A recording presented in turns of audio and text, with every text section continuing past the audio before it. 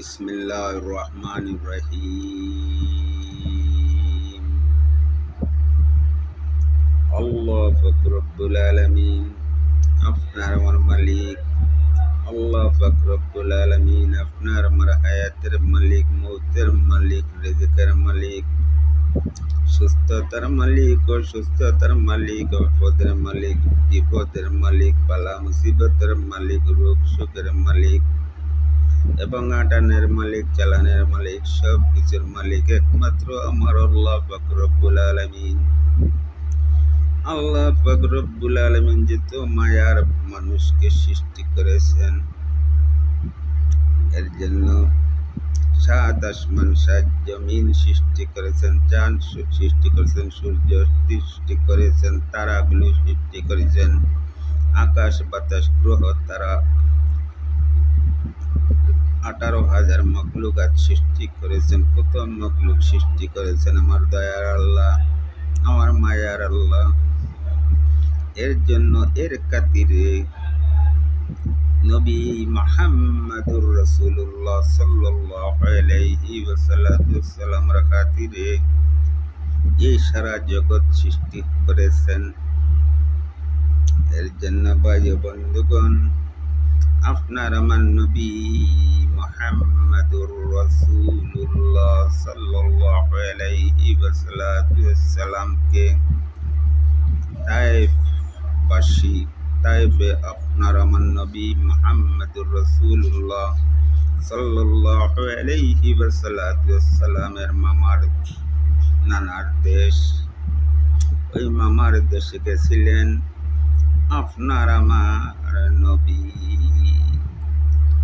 তায়েফের মানুষে পাগল বলে, মজনু বলে, পাথর নিক্ষেপ করিয়া আপনার আমার নবীর আমার শরীর থেকে, বডি থেকে রক্ত মোবারক বের করে, জুতা মোবারক ভরে গেছে।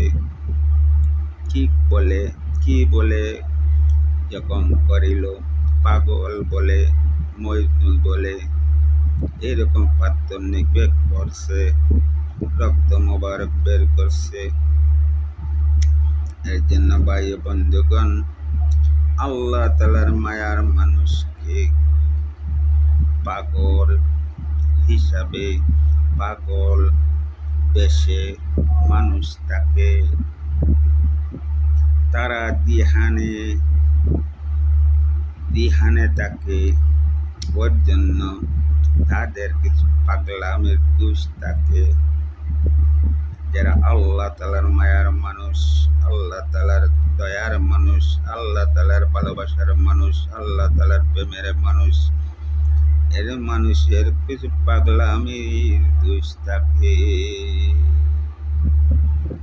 এর জন্য ভাই বন্ধুগণ বলতেছি, ওই যে নুরুল পাগলা সে তো কিছু পাগলামির দোষ আছে। পাগল মানুষে কোনো কিছু কইলে মানছে, বলে আরে ভাই এটা পাগল, পাগলের কথার কোনো ঠিক আছে নি, এখন কি করলেন? পাগল তো ঠিক আছে, তার সারা জীবন পাগলামি করিয়া সে মৃত্যুবরণ করেছে।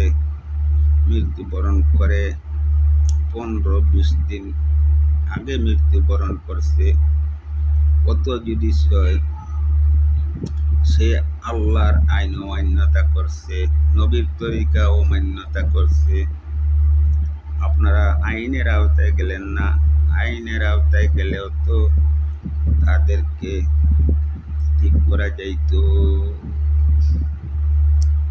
এখন মারা গেছে, আপনারা তার একটা আল্লাহর ঘর মসজিদে কন্যারে তার মাজার করেছে, মসজিদ ভাঙ্গিয়া তুলমার করিয়া তাল মরা লাশটা উঠাইয়া আনিয়া রোডের মধ্যে পেট্রোল দিয়া আগুন দিয়ে জ্বালাইয়া দিলে।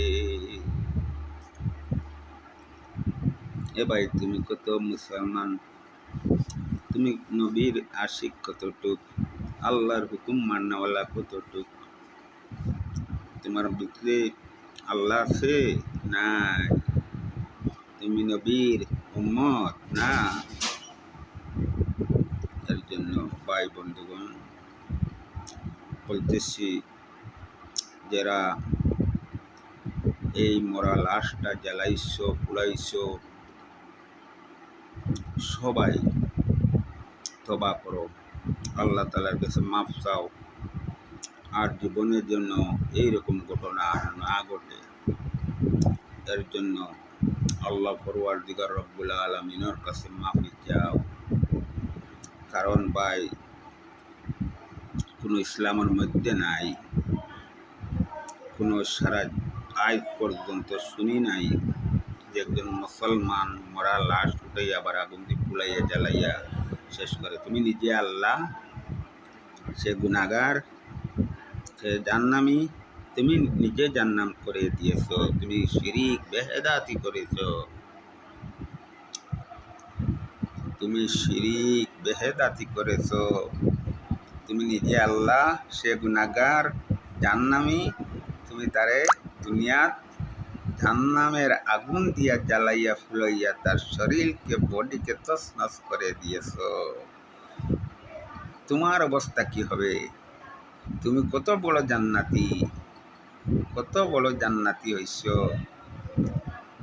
তোমার খবর খেয়ে বলে তুমি অত বড় জান্নাতি হইছ। জাহান্নামী মানুষকে আনিয়া তার মসজিদের কর্নারে মাজার করেছে, দফন করেছে।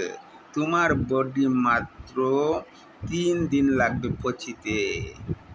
চোখ যাবে পোকায় মাকড়ে খাইয়া, জিব্রা যাবে পোকায় মাকড়ে খাইয়া, পেটগুলো ফাটিয়া তছনছ হইয়া পোকা মাকড় ধরবে। সে মানুষের 15-20 দিনের লাশ দেখেছ? কোনো পোকামাকড়ে ধরছে, চোখ গেছে, পোকামাকড় হয়েছে, সুস্থ শরীর রয়েছে। সে আল্লাহওয়ালা মানুষ, আল্লাহর প্রেমিক মানুষ। সবার বডি সুন্দর থাকে না, সবার বডি সুন্দর থাকে না। এর জন্য আল্লাহ তাআলার কাছে মাফ চাও, নিজে তওবা করো, আর যে জীবনে এইরকম ঘটনা আর না ঘটে। এর জন্য ভাই বন্ধুগণ, আমার ভিডিও যারা যারা দেখবেন শুনবেন, আমার জন্য দোয়া করবেন। আল্লাহ পরওয়ারদিগার রব্বুল আলামিন যেন সব মানুষকে সহিবুল দান করেন। আমাদের এইগুলোর কারণে আমাদের দেশে অশান্তি অশান্তি। নিজে বড় বললে নিজে বড় হয় না। এর জন্য ভাই বন্ধুগণ, অনেক কিছু বললাম, আমার জন্য দোয়া করবেন। আসসালামু আলাইকুম ওয়া রাহমাতুল্লাহি ওয়া বারাকাতুহু।